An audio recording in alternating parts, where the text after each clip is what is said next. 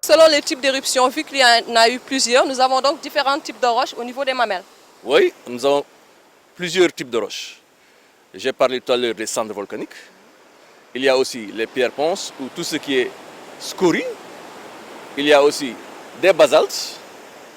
Et plus récemment, dans la phase datée de 800 000 ans, on avait ce qu'on appelle communément des dolérites, c'est-à-dire des basaltes qui sont plus clairs que les premières qui datent de 1 200 000, c'est-à-dire des basaltes riches en plagioclase. Fatim et le professeur Pape Goumbolo sont allés nous chercher des pierres au bas de la falaise du volcan des Mamelles. J'ai ramassé quelques pierres. En voici une, elle est jaune, jaunâtre, assez lourde quand même. Professeur, vous allez peut-être pouvoir nous renseigner. Oui, ces roches que vous voyez sur ma main, c'est un échantillon de cendres volcaniques dont je disais tout à l'heure qu'elles sont disposées en lit. Nous voyons une partie très fine qui ressemble à du sable. C'est beige, qui ressemble donc à des grains de sable, mais c'est rien d'autre que des éléments de lave qui ont été pulvérisés, qui ont été renvoyés très brutalement à la surface et qui se sont refroidis, qu'on appelle des cendres volcaniques. C'est quelque chose de pâteux. Mais avec l'explosion, vous voyez que la lave a ramené des pierres blanches qui représentent les calcaires qui étaient là avant la mise en place du volcanisme. Ensuite, vous avez de petites pierres noires qui représentent un basalte probablement plus ancien que le basalte du volcanisme des Mamelles. Et voilà toutes ces pierres. Et on constate ici que toutes ces pierres, en fait, sont des pierres qui proviennent du volcan. On a des basaltes de différentes couleurs, donc un peu rose ici, plutôt noir, un peu gris aussi. La particularité de ces basaltes, c'est qu'en fait, lorsqu'il y a eu l'éruption, donc là, ce sont des éruptions plutôt avec de la lave, on appelle ça des fontaines de lave ou des rivières de lave. Cette lave, qui était très chaude, qui était donc rouge, elle était mélangée avec du gaz, donc avec beaucoup d'air. Et au moment de sécher, les bulles de gaz sont restées emprisonnées dans cette lave, au moment de refroidir plutôt, pas de sécher. Donc au moment où ça a refroidi, ces bulles de gaz sont restées refroidies à l'intérieur, ce qui fait que ça fait des pierres avec plein de petits trous, un peu comme du gruyère. Toutes ces pierres sont remplies de petits trous. Et on peut arriver, alors maintenant on va prendre ici de l'eau. Si je prends cette pierre qu'on appelle donc une pierre ponce, cette pierre je la mets dans l'eau, bon, c'est une pierre normalement, comme toute pierre, elle devrait couler, je ne sais pas si vous êtes d'accord. Eh bien, je la mets dans l'eau, regardez, elle flotte. En effet, elle est tellement remplie d'air avec toutes les bulles qu'il y a à l'intérieur que cette pierre se met à flotter. Pour illustrer le phénomène de production de bulles d'air, on peut prendre une boisson gazeuse.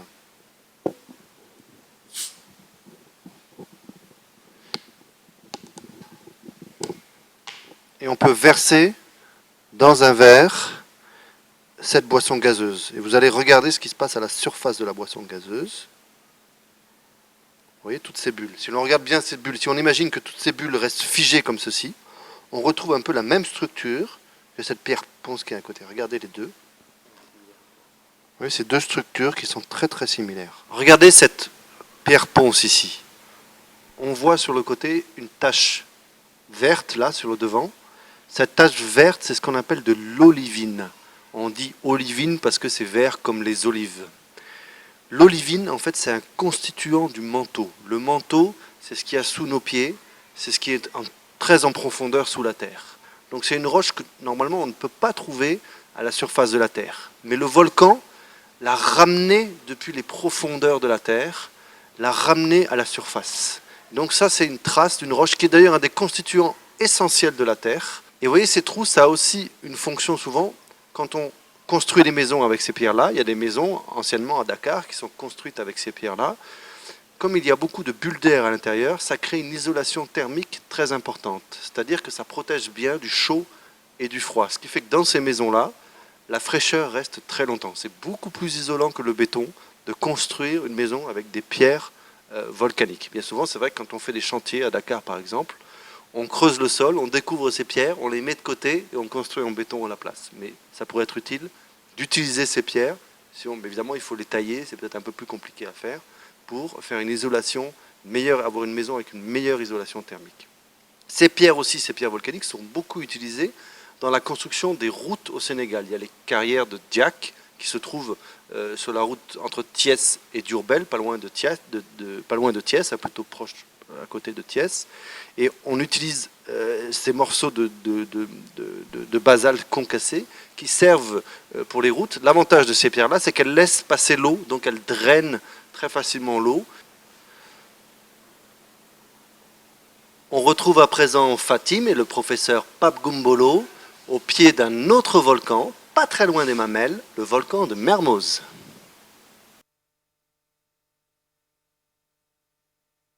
Nous sommes à Fenêtre Mermoz. Ici, on a ce qu'on appelle le volcanisme de Mermoz. Oui, nous sommes sur le site d'un ancien volcan à Mermoz qui a été en éruption il y a 570 000 ans. Donc, professeur, ce volcanisme-là est-il plus récent que celui que nous avons visité tout à l'heure ou pas?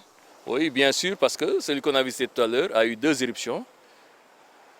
Il y a 1 200 000 ans, ensuite il y a 800 000 ans. Donc celui-là est plus récent d'environ 300 000 ans.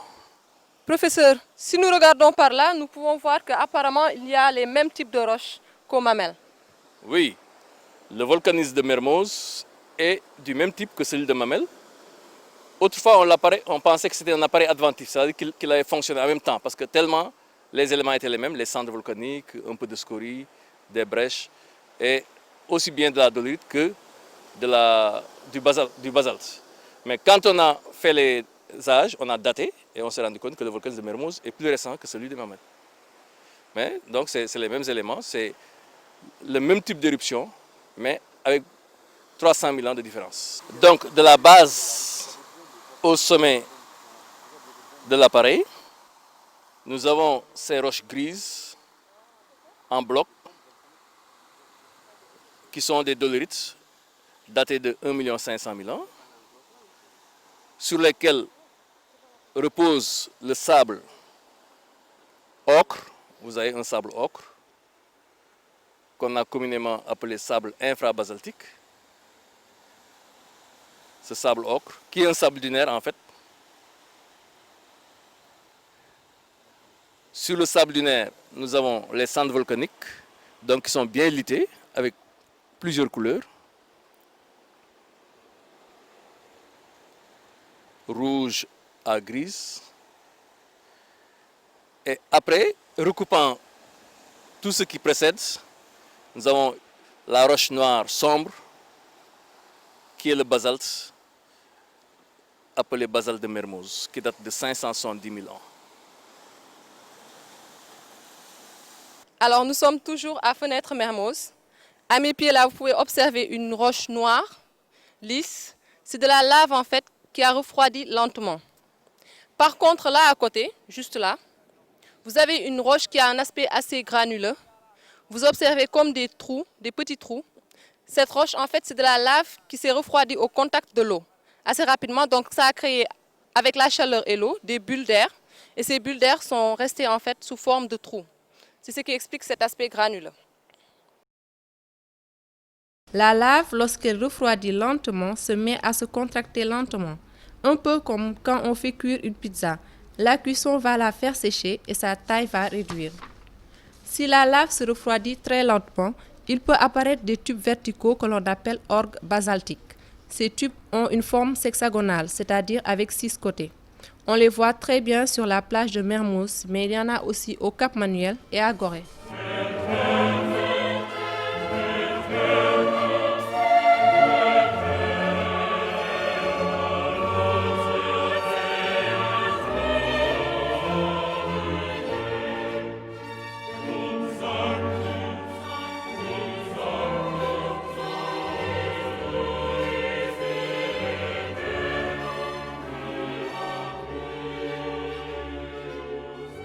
Là, vous avez une roche qui est emprisonnée. C'est ce qu'on appelle une bombe volcanique.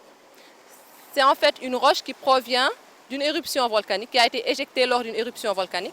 L'extérieur là est noirâtre, plus foncé que l'intérieur, à cause de la température élevée lors de l'éruption volcanique. Quoi, Fatim? Tu parles d'une bombe volcanique? Mais ça devient de plus en plus dangereux, cette histoire de volcan. Carrément une bombe. Ah oui, mais c'est une espèce de caillou, en fait.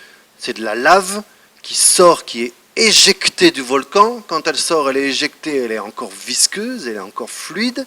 Elle va prendre une forme de boule et elle va retomber sur les flancs du volcan.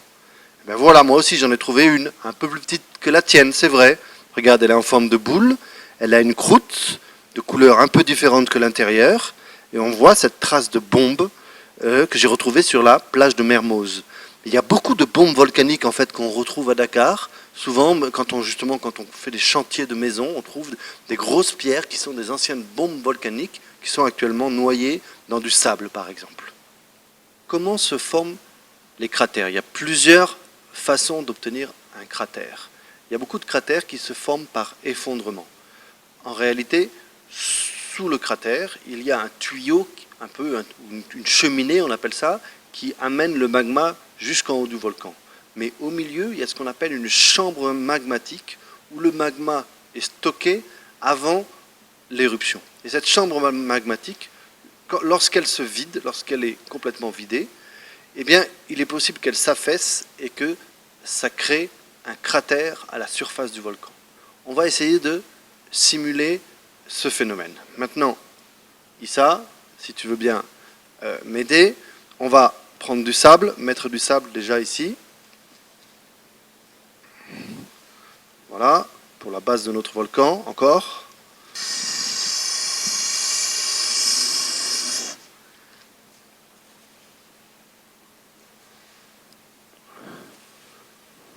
Voilà, on va entourer la chambre magmatique, sans appuyer trop sur le ballon, bien sûr.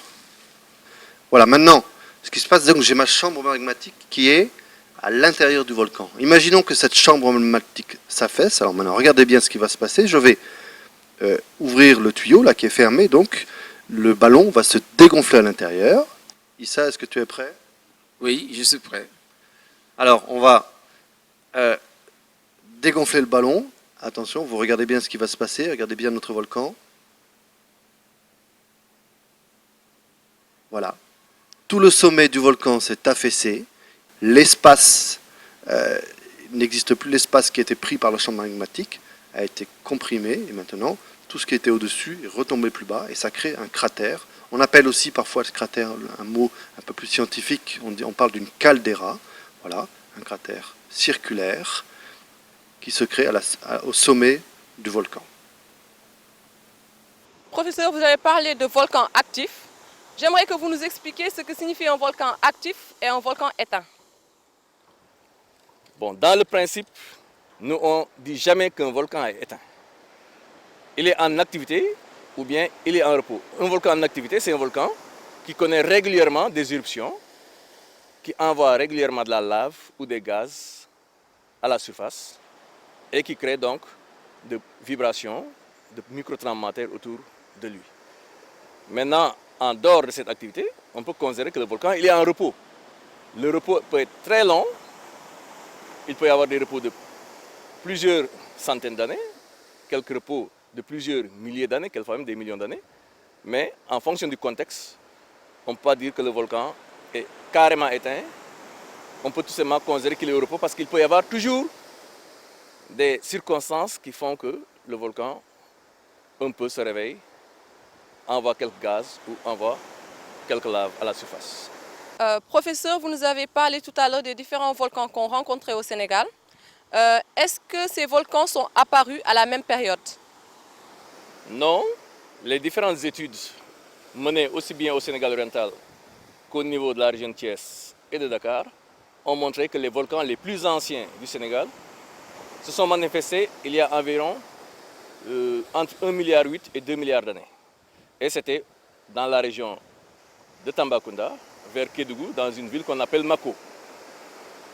Et après, différentes manifestations ont eu lieu, il y a environ 30 millions d'années au niveau de la région de Thiès, à Diac. Ensuite, à Pout, et plus récent encore vers Rufisque, vers le Cap des Biches. Et les dernières éruptions se sont manifestées ici au niveau de Dakar, dans les Mamelles et au niveau de Mermoz.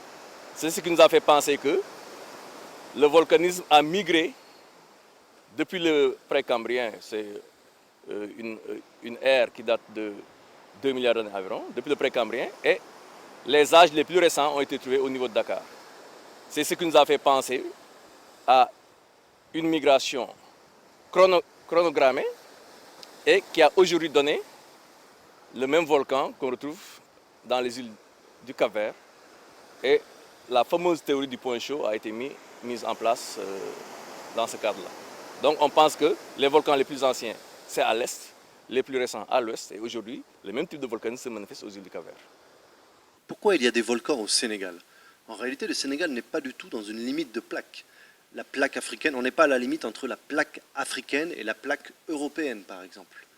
Donc le volcanisme qui est arrivé au Sénégal est un volcanisme dit de point chaud.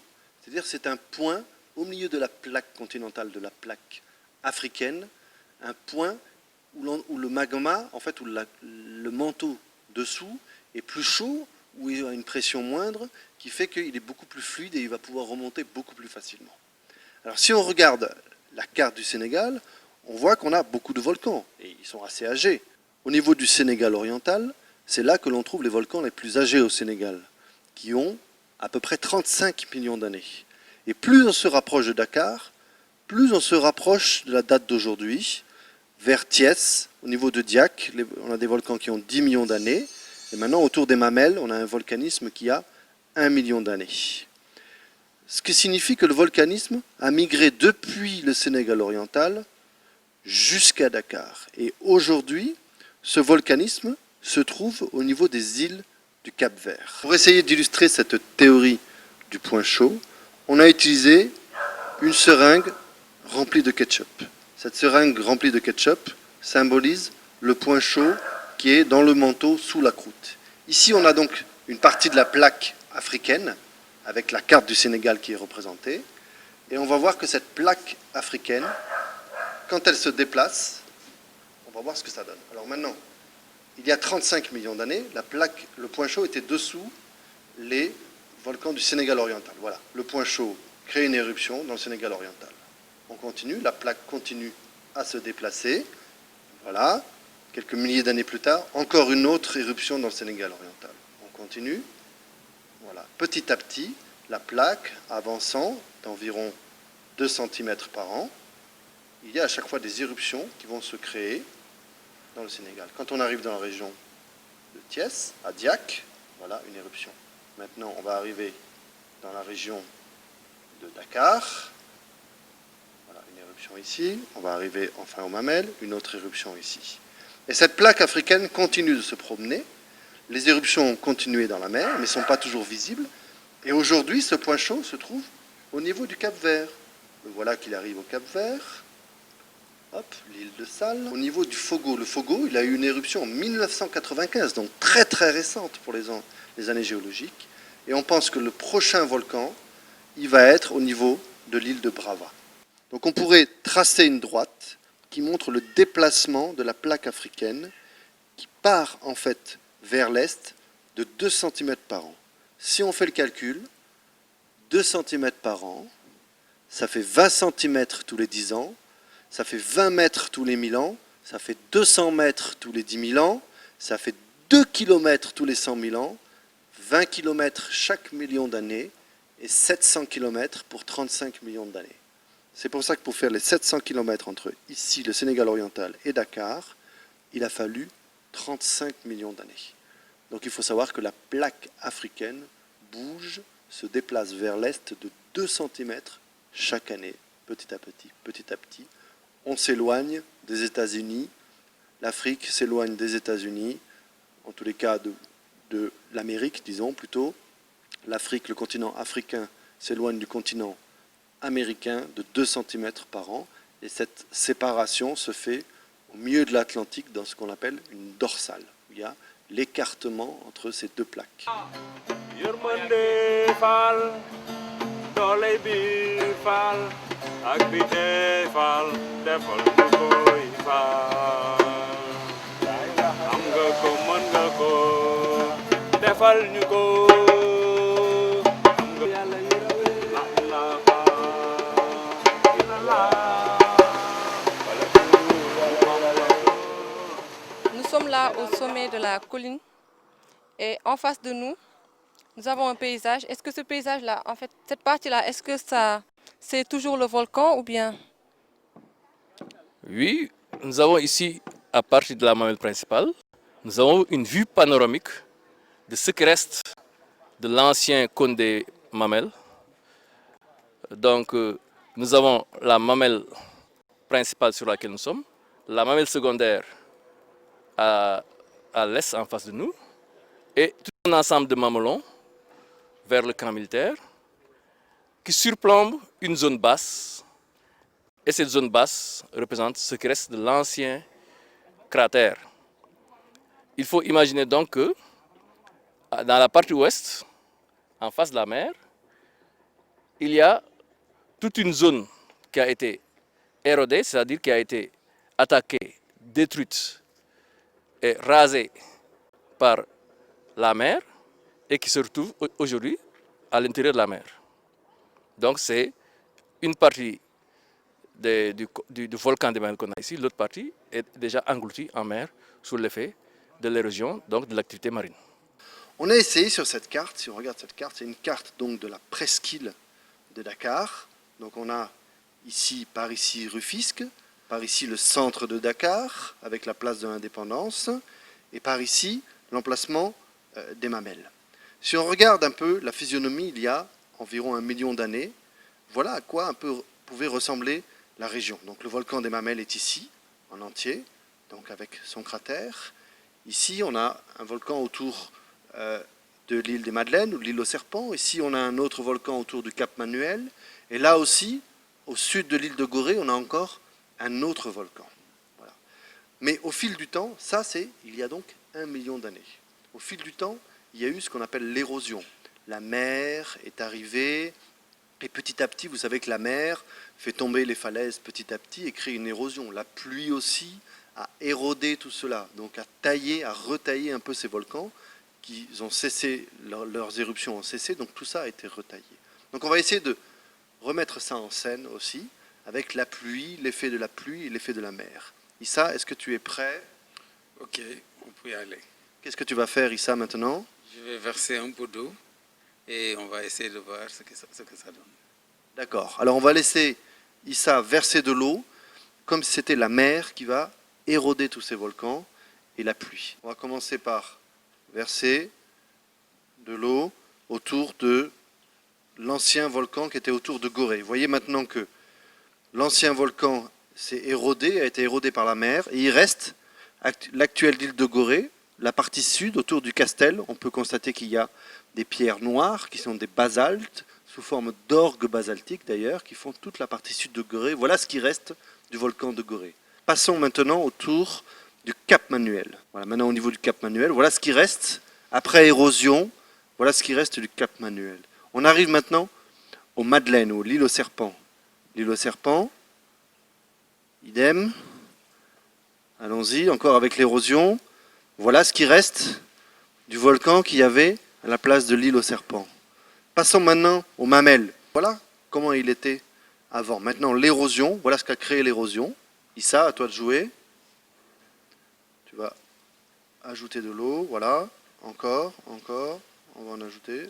Allons-y, allons-y, allons-y. Et voilà ce qui reste de cet ancien volcan des Mamelles. On ne voit le cratère, on ne le voit plus. En fait, il est actuellement dans la mer. C'est la mer qui a remplacé, qui a pris la place de l'ancien cratère. Et il reste 2 petits mamelons, 2 petits bouts de cet ancien immense cratère, qui sont la grande mamelle, avec le phare qui est au-dessus, et la petite mamelle, où il y a un château d'eau sur les côtés de cette petite mamelle. Il va bientôt y avoir le monument de la Renaissance africaine à son sommet. Ici au Sénégal, les volcans sont-ils actifs ou bien au repos? On peut considérer que les volcans sont au repos. Certains sont dans un repos très profond, c'est les volcans du Sénégal oriental ou de la région de Thiès. Les volcans de Dakar sont en repos très relatif, relativement par rapport au premier que j'ai cité, mais ils présentent encore de temps en temps quelques manifestations liées à des soubresauts microtectoniques ou bien de petits tremblements de terre qu'on note et qui sont imperceptibles. Fatim, te voilà rentré de ta visite au volcan des Mamelles et au volcan de Mermoz. Alors, est-ce que tu peux nous dire si, au Sénégal, il y a des risques de voir une éruption un jour? Est-ce qu'on est en sécurité? Sois rassuré, Nicolas, il y a peu de chances qu'une éruption volcanique se produise au Sénégal. En effet, comme on l'a expliqué tantôt, le point chaud qui est à l'origine de ces éruptions se déplace. En ce moment, il est à quelques 700 km de Dakar, plus précisément au niveau des îles du Cap-Vert. Donc, scientifiquement, il y a peu de chances, comme j'ai dit tantôt, que ce volcan se réveille. Vous l'aurez compris, le volcan des Mamelles n'est pas près de se réveiller. De tout l'intense jaillissement de feu qu'il a produit par le passé, il lui reste aujourd'hui un phare, lumière qui permet aux pêcheurs et aux navigateurs de retrouver leur chemin la nuit. Yërmande Fall doole bi Fall ak bi